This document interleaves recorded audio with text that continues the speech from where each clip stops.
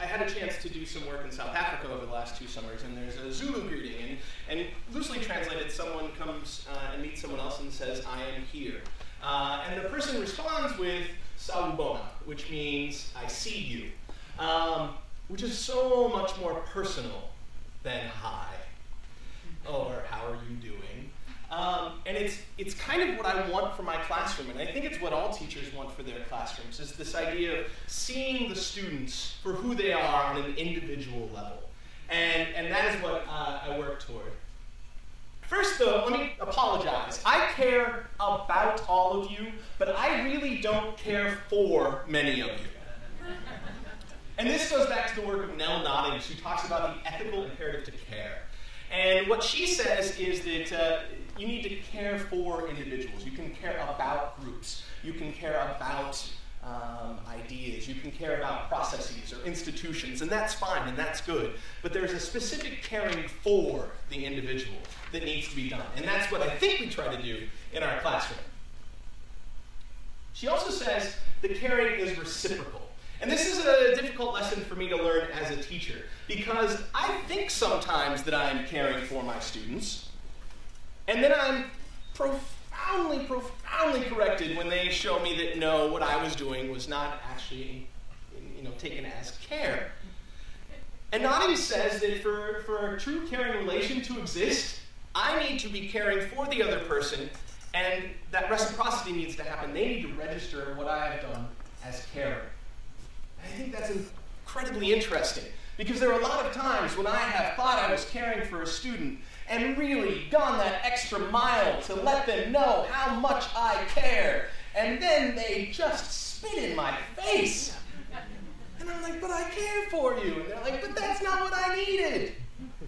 And I think that's incredibly important. So I do that in my classroom a couple of ways. One way, most of these ideas I stole from someone else. I think there's one idea in here that's mine. I'll tell you when I get to it.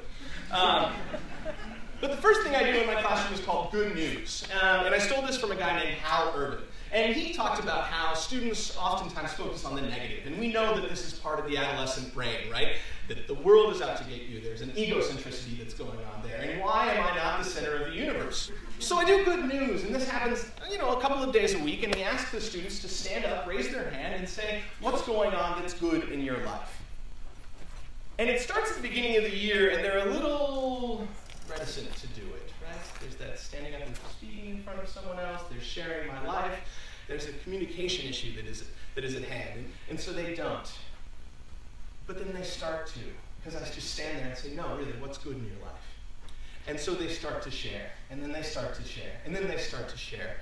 A couple of months ago, we were doing good news in one of my 11th grade classes, and one student was talking about, I finished this big project that I was doing, and the class applauded for her. And it was a pretty awesome moment. And then another student said, my brother is coming home from Iraq, and the class applauded for him. And then another student said, we think we found a kidney for my brother, so he's going to get taken off the list. And the class applauded. And then a student named Nuwan stood up on a chair and said, "2 people in this room know this. I haven't told anyone else, but it's been 6 months since I cut myself or thought about committing suicide." I was dumbfounded. I was like, "I don't know what to do. We're not supposed to talk about those things in the classroom." The class applauded for her. They stood up, they gave her hugs, and I thought, this is where I want to learn. This is the kind of environment I want. It gets to be so much that invariably, by the time we get to just before winter break, and pretty much every other classroom in the district is watching some video of some sort to just keep the children in the room. The students, "Mr. Chase, but since it's the last day before break, can we just give each other, high-grade compliments?" Now, high-grade compliment, this is the idea that's mine. This is it. So after this, you could read it somewhere else, but you came here. So basically, it came to my attention that students really don't know how to say nice things to one another, right? We model that for them. We are really good at correcting students in front of their peers. Right? And we've heard about the studies about the number of times kids hear their name in a day, and the majority of the time kids are hearing their name in a negative way. We're really good at that, and we have no problem teachers, and that's our job. But if we're caring for them, then we should also be saying wonderful things about them in the classroom. So there are 3 rules to a high-grade compliment. 1, close proximity. 2, eye contact. And 3, take a couple of seconds to think about what you're going to say so you don't sound like a blathering idiot in front of the person. And so I will do this randomly in the classroom to start class. Pick a number between 1 and 32. They pick 17. Whatever kid it is, that's the kid I go to, sit in front of, and with the whole class watching and absolutely silent, and they will regulate one another. Be quiet, he's giving a high-grade compliment. I will sit there and I will look at a child and I will tell them exactly what I love about them, and it will never, if I can help it, have anything to do with any kind of homework return rate.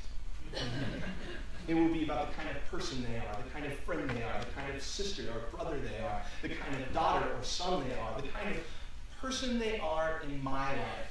I will tell my students what they mean to me. And this is really fun because in a class of 32, we know there are students that you probably wouldn't like if you met them outside of your class, but we are honor-bound to serve them. And I love it because this requires, because I don't know what's going to happen, if you pick student 29 and I go to student 29 and they're the one who is always goofing off, this trains my brain to only look for the good parts. To say someday I might need to tell that kid exactly what is awesome about who they are.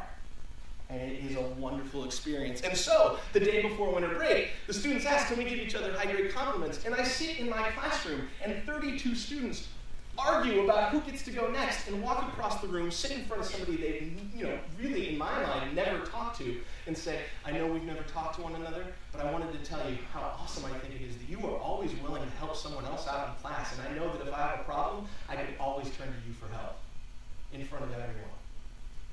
Those are the kind of places I want to learn. Caring is also about choice. And it's an incredibly important thing. I've learned this year. I teach students English, and so one of the things I've done, somebody asked me yesterday, another teacher said, what novels are you teaching? And I said, all of them. Because this year I let our 11th grade students choose whatever they wanted to read for class. Now think about that. Whatever they wanted to read for class. I think Mrs. Miller, my high school English teacher, was pretty upset because she made me suffer through Moby Dick. So they got to choose whatever they wanted. And you know what was fantastic? And we know this is true. Everyone was reading. If I had forced them all to read whatever I was going to force them to read, about a third of them were going to read it because they were schooly, they were book smart. A third of them were going to read whatever they could find on SparkNotes and then pretend they had read it when we got to class conversation. And another third of them were going to slog through not reading anything and sitting there quietly. Every student was reading. One student, Sam, came to me and said, Mr. Chase, I've read 6 books this semester. That's more than I think I've ever read. That's the kind of place I want to learn. That's the kind of care I want. If we don't do that, we get this, kind of. Now, this is a misleading thing, and this is where the ethic of care comes in particularly important. This is Mustafa. Mustafa is now about 6 foot 4 inches tall, and he's a junior this year. That is a lot of person to carry around. He did that a lot. Now, the typical kind of reaction of a teacher would be to say, wake up. Why are you sleeping? I'm going to call your parents. But you know what? 6 foot 4 inches of a person is a lot of, machine. He needed fuel. One day I had a power bar in my book bag, and I was like, stop, eat this, you look hungry. And he did. And he was with us for the rest of class. And I was like, oh, you're hungry. We can do something about that. So some of my other colleagues and I, we had granola bars. We were ready to feed the machine when he started to fall asleep. But there are other students who do this because we don't give them a choice. I want this for our students. This is my brother, Taylor. And I want every student I ever get to interact with to have that kind of both joy and fear in every moment of their learning. I want the joy of discovering something new, and I want the fear of the unknown. And I want those two to be blended at all times. If I can create that kind of environment, then I am doing a good job. All right, you ask them what's interesting. We don't do that very often. Oftentimes, if I'm a teacher, I will stand in front of the classroom and I will tell you, this is interesting. And then we choose a very interesting battle for ourselves This is interesting, and now I will fight to prove to you that this is interesting. I'm never going to learn anything from them if I'm making them learn everything that I've already learned. If I want stuff to stay awake, and if I want Taylor to have that same look of terror and joy, I've got to ask them to find out what's interesting about the world, to start exploring. If we want students like this, and I do, don't you? Wouldn't you much rather teach students who are weird? Or like this, because aren't they happy? Then we need teachers like this. And I don't mean just me, but I mean teachers who are willing to look stupid in front of their students. And I love to look stupid in front of my students. I will sing, I will dance. There are some videos on YouTube I hope you never see. And to do that, we need to care for our teachers the same way that we care for our students. It's really easy to do. Ask them what's interesting. What's interesting for this is that I did good news in my classroom for years. And then at some point in time, it got picked up in our faculty meetings. Now think about faculty meetings. If there was ever a time when you saw a pencil as a weapon, it was probably in a faculty meeting. But starting a faculty meeting by asking the assembled throngs, what's going on good, can change the dynamic completely. Caring for the teachers as we care for the students. Caring is unconditional. This is kind of key. Carl Rogers talked about this. Alfie Cohen has talked about this. There's a Greek researcher who did a study about conditional care in the classroom, conditional support in the classroom, and we know that it is linked specifically to intrinsic motivation. That if students think that our care for them, our support, our appreciation of them is dependent upon academics, then their self-esteem will transition to that. And we do that with our systems oftentimes as well. We say, I will care for you when you fail about as much as you can. If you are the worst failing student, then we will pay attention to you. Or if you are the best student, we will pay attention to you. And that's incredibly troubling to me. Because what we should say is, if you are a person, I care for you. If you are a person, I see you. And if you are a person, I will celebrate you. Because if that is where you are teaching, if that is where you are learning, you will have more fun doing it, you will be both terrified, and you will be much closer to a feeling of joy. So I ask you all, no matter where you work, whether it is in a classroom, a district office, a central office, anywhere, no matter where you work, please work to remember this. Gary Stater writes this. I'm going to read it out loud. I know we're not supposed to do that because it's PowerPoint. Wake up every morning and ask yourself, what can I do to ensure that this is the best 7 hours of each student's day? I will change that, each person's day. If I can believe that about everyone I come into contact with, I've probably done what I was supposed to do, and that is being the change that I wish to see in the world. Please see every student. Thank you.